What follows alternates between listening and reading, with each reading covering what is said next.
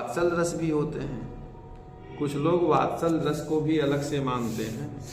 साहित्य शास्त्र में आचार्यों ने अर्थात साहित्य दर्पणकार विश्वनाथ ने की विशेषता स्वतंत्र रूप से वात्सल रस को प्रतिष्ठित किया है।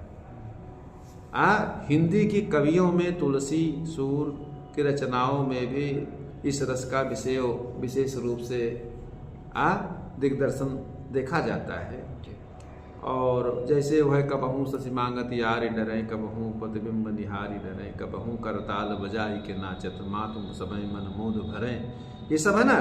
जैसे छोटों के प्रति जो स्नेह होता है वो इसका स्थायी भाव होता है। छोटे बालक आलम्बन विभाव हैं। बालकों की जो तोतली बोली होती है वो सौंदर्य कीड़ा आदि उद्दीपन है। स्नेह से गोद में ले लेना ये जो है आलिंगन चुंबन आदि व्यभिचारी भाव है।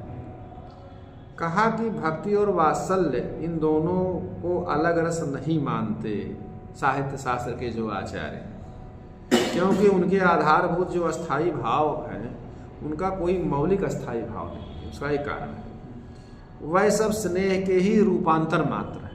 समझ रहे हो ना।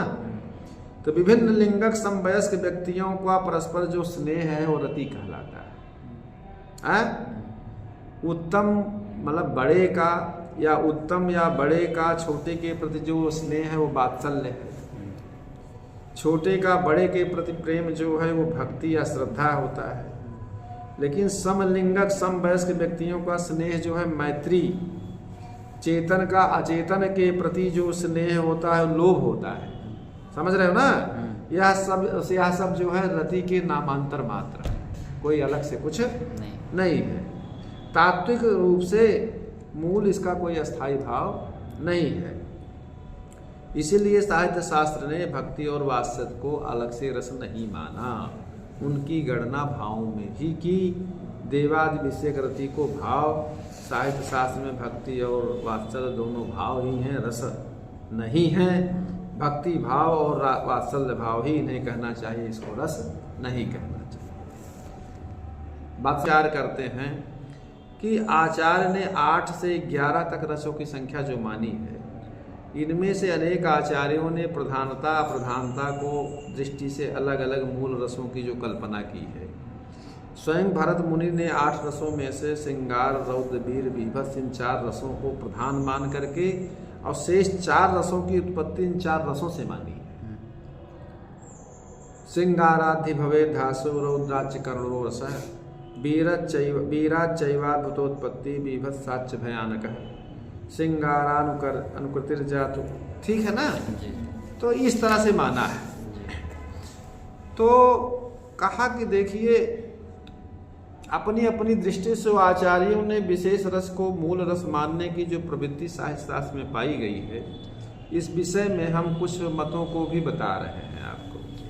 जैसे महाकवि भवभूत ने करुण रस को एकमात्र रस बतलाते हुए अपने करुण रस प्रधान नाटक उत्तर रामचरितम में उन्होंने कहा कि एको रसः करुण ये वो निमित्त भेदात भिन्ना पृथक पृथक आश्रयते विवर्तान आवर्त बुद्बुद तरंगमयान विकारान अम्भोजथा सलिल में भी तत्समस्तम।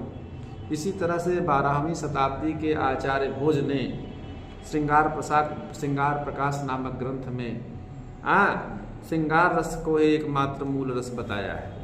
श्रृंगार वीर करुणाद्भुत रौद्रहास्य बीभत्स वत्सल भयानक शांत नामनः आमना शिशुर्दश रसान सुधयो वयम तु श्रृंगारमेव रसमाम नाम।